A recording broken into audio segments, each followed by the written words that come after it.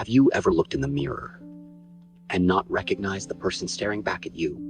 Not because you've changed physically, but because somewhere along the way, you stopped believing. You stopped trusting your own voice.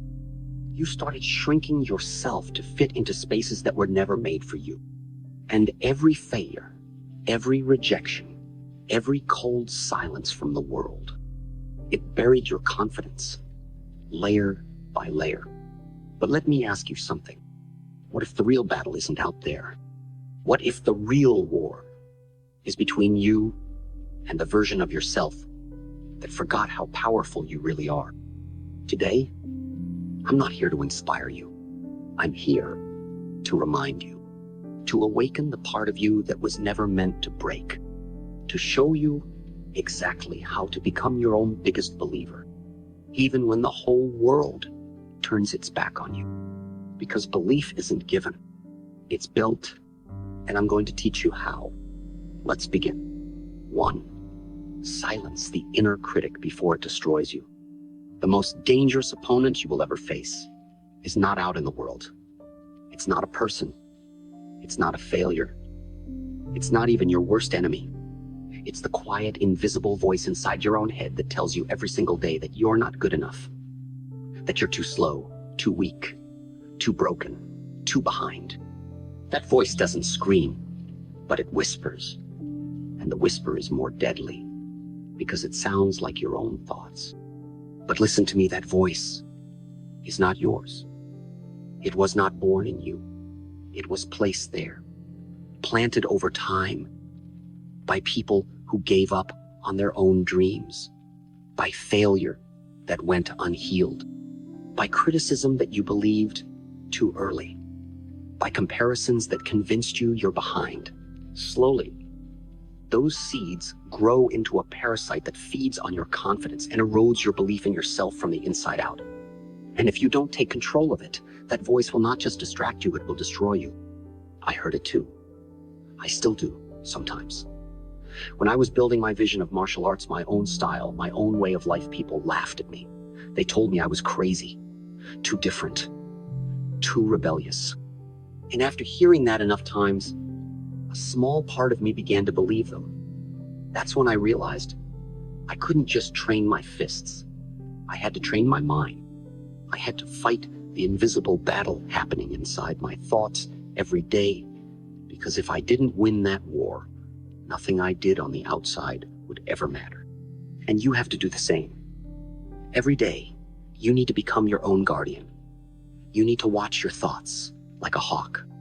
When that inner critic shows up when it says, "You'll never be enough," you respond with truth, not emotion. You look in the mirror and you speak directly to yourself, like a warrior preparing for battle.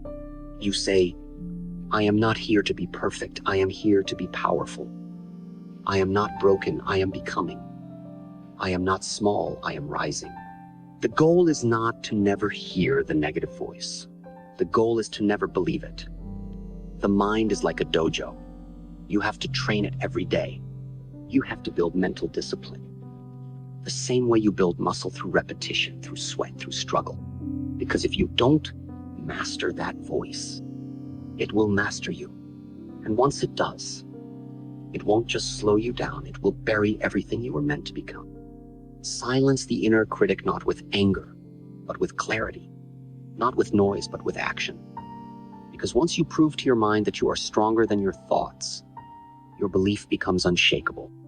2, define who you are, or they will do it for you. In this life, if you don't make a conscious decision to define who you are, the world will gladly do it for you. And let me warn you, the world will never define you with strength. It will define you with limits, with labels, with the shallow image it's most comfortable with. People will look at your race, your past, your failures, your appearance, your accent, your mistakes, and they will build a story about you. Not to help you, but to contain you. When I first came to America, people didn't see a martial artist, they didn't see a thinker, they didn't see potential, they saw a foreigner. They saw someone who talked differently, moved differently, and thought differently. And because they didn't understand me, they tried to shrink me. They said, "You can't lead. You can't act. You're too different. You don't belong in front of the camera. You're not the kind of man people want to follow." And for a moment, I almost accepted it. But then I asked myself, who gets to decide who I am? The answer was clear. I do. That's when everything changed. I made a decision, a real decision to take control of my identity. I said, I am not what you say I am. I am what I choose to become. I stopped chasing approval and started living by intention. I stopped reacting and started creating. I didn't try to fit in. I decided to stand out by being completely, unapologetically myself. You need to do the same. If you don't define your own identity, your life will be shaped by other people's assumptions, and most of those assumptions will be small, lazy, and wrong. That's why most people feel lost. They're living inside a version of themselves that was never truly theirs. So ask yourself, what do I believe about myself? Not what others say about men or what society expects, but what I choose to stand for. Are you a leader? Then start speaking like one. Are you a fighter? Then act like one even when no one's looking. Are you an original? Then stop copying, stop hiding, and stop apologizing for your fire. Your identity must be something you build, not something you inherit. You are not your wounds. You are not your history. You are not the boxes people put you in when they didn't know how to handle your greatness. And don't expect people to understand your vision. They're not supposed to. It's yours. Your job is not to make sense to everyone, it's to make sense to yourself. Your path won't always be popular. Your decisions won't always be applauded. But if they're real, if they're true to your core, then they're right. So the next time someone tries to define you, pause, breathe, and respond not with explanation, but with certainty. That's not who I am. I know exactly who I am becoming.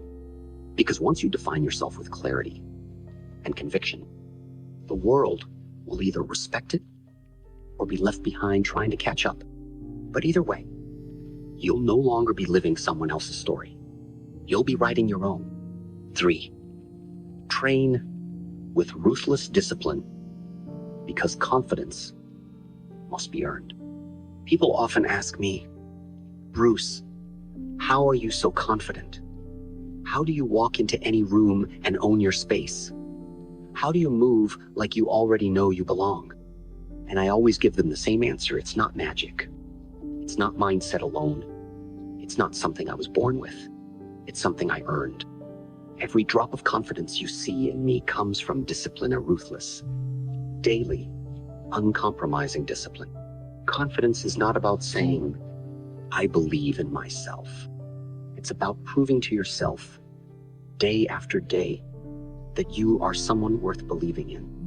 When you keep showing up, even when it's uncomfortable, when you train in silence, when nobody claps for you, when you wake up sore, tired, full of doubt, and still choose to sharpen your sword, that is when you start building a trust with yourself that cannot be shaken by anyone outside of you.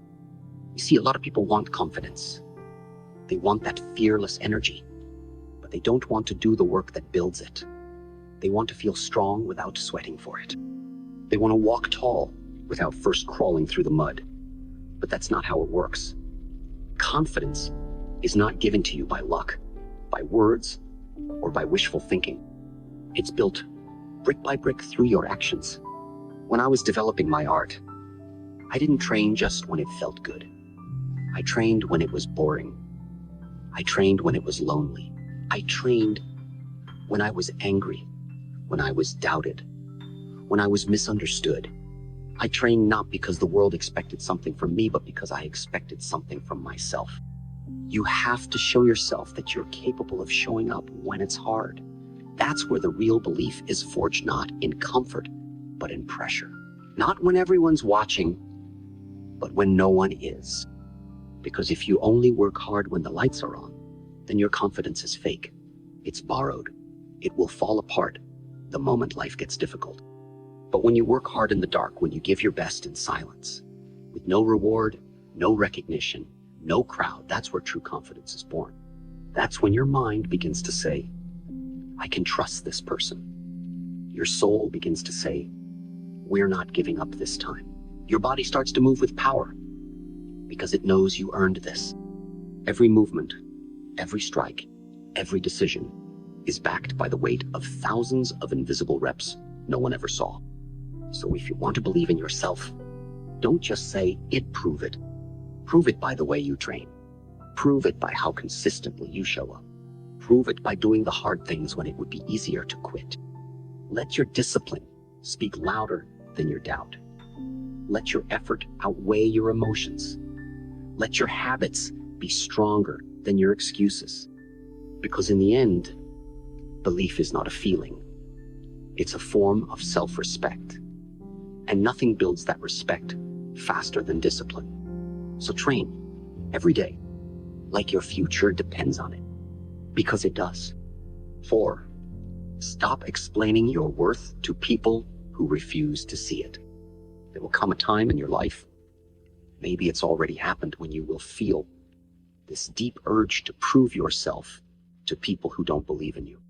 You'll feel tempted to explain your ideas, your passion, your vision to people who have already made up their minds not to understand you. And in that moment, you'll think, maybe if I explain it better, they'll get it. Maybe if I work harder, they'll finally support me. Maybe if I shrink myself just a little, they'll accept me. But I want you to listen carefully to what I'm about to say. You do not owe anyone an explanation for your calling. You don't need to beg for belief. You don't have to water yourself down to fit into someone else's small view of the world. Not everyone will see your worth, and that's not a reflection of your value. It's a reflection of their vision.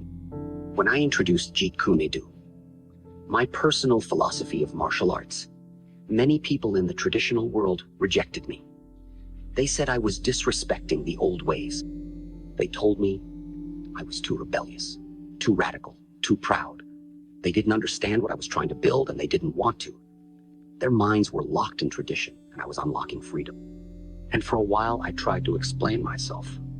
I tried to make them see the beauty in my approach. But no matter what I said, they didn't listen. That's when I realized something powerful. If someone is committed to misunderstanding you, no amount of explaining will ever change that.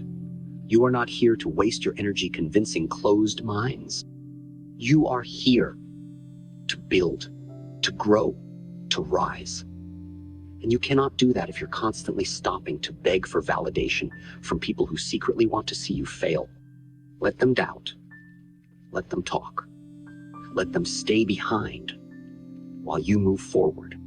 Because the moment you stop living for their approval, your real life begins. You have to understand, not everyone is meant to understand your fire.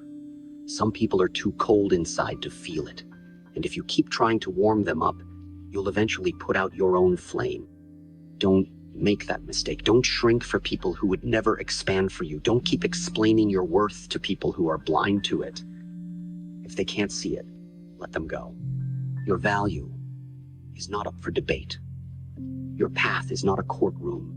Your life is not a presentation. You are not here to perform for people's acceptance. You are here to live in alignment with your purpose. And the right people, your tribe, your true circle, they will not need long speeches.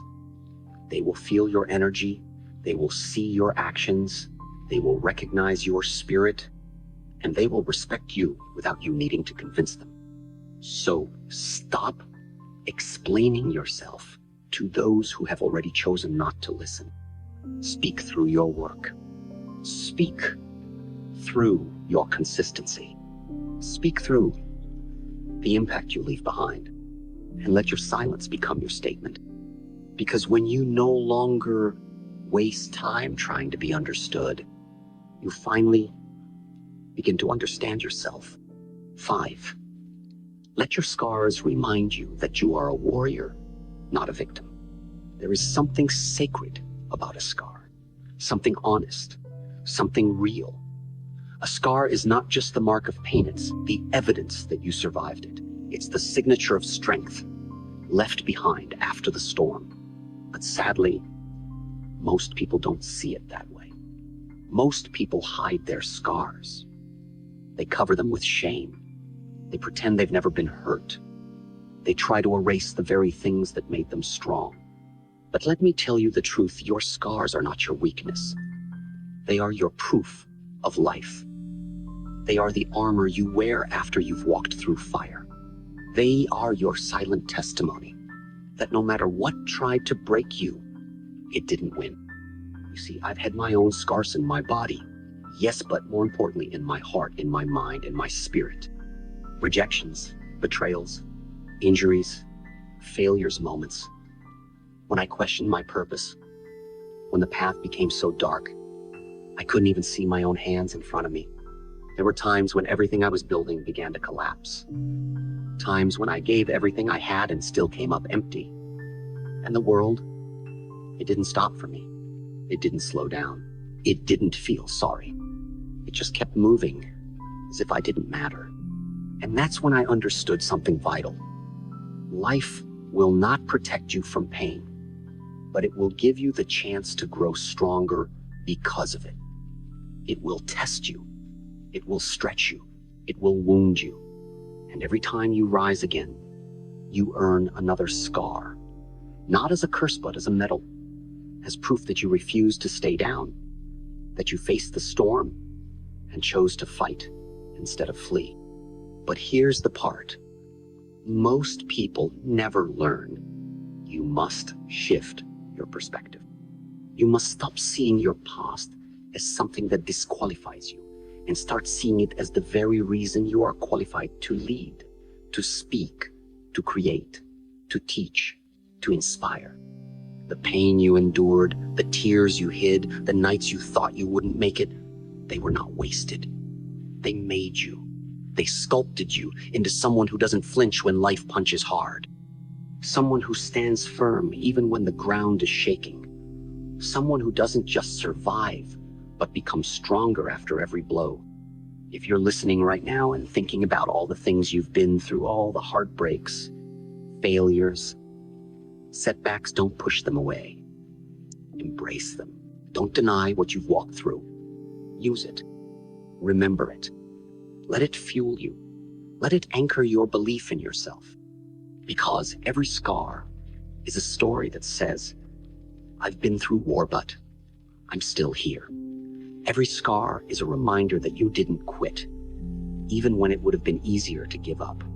Every scar is a mirror reflecting your strength back at you louder, sharper, truer than any praise from the world. And I'll tell you this, you don't become powerful by living an untouched life. You become powerful by surviving the parts of your journey that were meant to destroy you and using them as fuel to rise. So stop hiding the parts of you that hurt. Stop apologizing for the struggles you faced. Stop thinking your brokenness disqualifies you. It qualifies you. It deepens your message. It sharpens your soul. It teaches you compassion, patience, wisdom, and resilience in ways that ease never could. Let your scars breathe. Let them speak.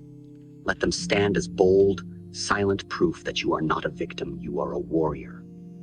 A warrior who knows what it feels like to fall and chooses to rise anyway. Because belief in yourself doesn't mean you've never been broken. It means you've learned how to stand back up over and over again until your mind becomes your shield. Your heart becomes your compass, and your scars become your crown. 6, become so excellent that doubt has no power over you. Doubt is like a shadow. It follows you everywhere, especially when you step into the light. The moment you begin to dream bigger, move differently, or break the rules of what others call possible, doubt will rise. It will come from others. It will come from inside you. It will appear in subtle forms of hesitation, a delay, a quiet voice that says, what if I'm not ready? What if I fail? What if I'm not enough? You can't silence doubt with hope.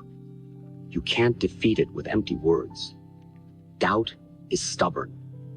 It is strong. But I'll tell you what, it respects excellence.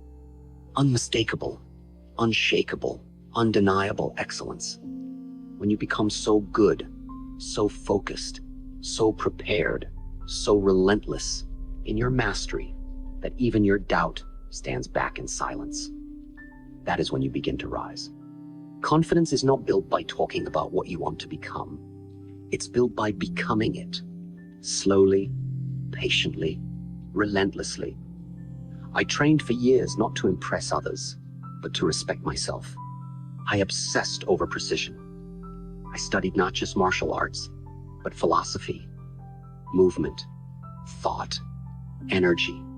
I didn't want to just move fast. I wanted every movement to mean something. I didn't want to fight just to win. I wanted to express myself truthfully through every motion. That kind of excellence cannot be faked.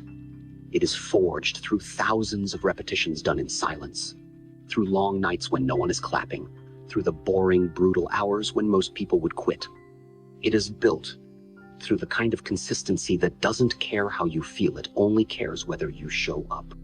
And here's the key: when you become excellent, you don't need to scream. Your work speaks for you.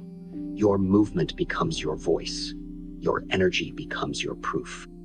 The same people who doubted you begin to ask how you did it. The same voices that once laughed at you begin to fall quiet. Not because you argued with them, but because your excellence did what your words never could. It made doubt irrelevant. You see, doubt is a parasite that feeds on weakness, laziness, and half-hearted effort. But when you starve it with mastery, when you feed your soul with discipline and laser focus, there is no room left for uncertainty. You begin to walk differently. You speak with clarity. You carry a quiet force within you, not arrogant certainty. It's not that you never question yourself again. It's that your preparation becomes so deep, your foundation so strong, that even when fear knocks, you don't flinch. Even when the world shakes, you stay grounded. Because you know how much time, pain, and sacrifice you've poured into your craft. You know what it cost you. And no one, not even your own mind, can take that away. Let me be clear. If you keep waiting to feel ready before you start, you'll never start. Readiness comes from repetition. Belief comes from becoming. You don't earn self-respect by thinking about potential. You earn it by honoring your potential with action. So stop chasing motivation and start chasing mastery. Stop explaining your dreams to people who have no discipline and start proving them to yourself through your work. Excellence is not about being the best. It's about being so prepared, so refined, so focused that no one, not even your fear, can argue with you. And I don't just mean in one area. Be excellent in how you carry yourself, in how you treat others, in how you wake up, how you train, how you speak, how you think. Let your life be so sharp that it cuts through noise without making a sound. When you walk into a room, don't bring doubt with you. Bring presence, bring preparation, bring the fire of someone who has already been through the darkness and came out holding light. Because in the end, when you commit to excellence, you're not just building skills, you're building proof. Proof that you're no longer waiting. Proof that you're no longer pretending. Proof that you are exactly who you say you are. And once you have that kind of proof inside you, no amount of doubt can touch you. Not theirs. Not even your own. 7. Protect the fire inside you, because that flame is your power. Inside every person, whether they realize it or not, there burns a small flame. It's not loud. It doesn't shout. It doesn't beg for attention. But it's there. Quiet. Steady. Waiting. That flame is your inner fire, your spirit, your life force, your vision, your hunger to grow, to live fully, to create, to fight for something that matters. It's the purest part of you. It is the voice that whispers, keep going when everyone else says, stop. It's the reason you dream at night, and the reason you rise every morning even when the world feels heavy. It's the part of you that still believes, even after the disappointments, the betrayals, the scars, the silence. But here's the truth, that most people never learn. The world is not kind to that flame. Life will try to put it out. The winds of criticism will try to blow it away. The storms of failure will try to drown it. The cold of loneliness will try to freeze it. And slowly, if you're not careful, that flame begins to fade. Not all at once, but piece by piece. One unhealed wound at a time. One ignored dream at a time. One compromise at a time. That is why the greatest responsibility you have in this life is to protect that fire, to guard it like something sacred, because it is. That flame inside you is the source of everything. Your energy, your focus, your creativity, your courage, your belief in yourself. And when that flame dies, you don't just lose your motivation, you lose yourself. You begin to live a life that's quiet on the outside, but empty on the inside. You wake up, but you're not alive. You move, but you're not going anywhere. You speak, but your voice carries no power. That's what happens when people let their fire die. They begin to exist instead of live. They begin to survive instead of rise. And they convince themselves that this is just how life is, but it's not. I want you to understand something that changed everything for me. The fire doesn't keep itself alive. You have to feed it every single day. Through the choices you make, through the discipline you follow, through the thoughts you entertain, through the people you allow into your space. You feed it when you move your body with purpose. You feed it when you train, even when it's hard. You feed it when you say no to things that drain you. You feed it when you spend time in silence, reconnecting with who you are beneath all the noise. And just as important, you protect it. You protect it from environments that make you feel small. You protect it from people who mock your passion, who drain your energy, who throw water on your dreams every time you try to grow. You protect it from your own mind when it gets weak, when it forgets who you are, when it tries to convince you to quit. You remind yourself, this fire is my responsibility. No one else is going to protect it for me. No one else will fight for my dream like I will. No one else will care about my soul the way I must. There will be days when your flame flickers. Days when life hits so hard, you can barely feel it burning. On those days, you don't panic. You don't surrender. You go inward. You slow down. You find the smallest spark still alive inside you, and you breathe life back into it. Even if it's only a whisper, a flicker, a spark, you protect it like it's your last breath. Because from that tiny flame, your fire can be rebuilt. From that one spark, you can become unstoppable again. Look at every warrior, every creator, every leader who changed the world. They didn't always burn bright. They just never let the fire die. And if you're listening to this, feeling like you've lost your way, like you've forgotten your power, like your light is fading, I want you to know something. It's not too late. The flame is still there. It never left you. You just stopped feeding it. But today, right now, you can choose to protect it. You can choose to reignite it. You can choose to rebuild the belief, the vision, the unstoppable energy that once made you feel alive. Don't wait for someone else to give you permission. Don't wait for perfect conditions. Don't wait for applause. Protect your fire. Feed it with every breath. Guard it with your life. Because that fire inside you is not just your passion. It's your power. It's your purpose. It's the reason you're still standing after everything that tried to break you. And when you choose to protect that flame no matter what, you become untouchable. You become unshakable. You become you. Now you know. The war was never outside you. It was never about them. It was never about what they said, or didn't say. It was always about one thing, whether or not you would choose to believe in yourself. The world may doubt you. Let it. People may leave you. Let them. Failure may scar you. Learn from it. But do not ever leave your own side. You are not here to be accepted. You are here to express. You are not here to be perfect. You are here to be powerful. And that power begins the moment you stop looking for proof from the world and start building proof within yourself. Remember this: every time you show up, you're telling the universe, I will not shrink. Every time you get back up, you're proving to yourself, I am not done yet.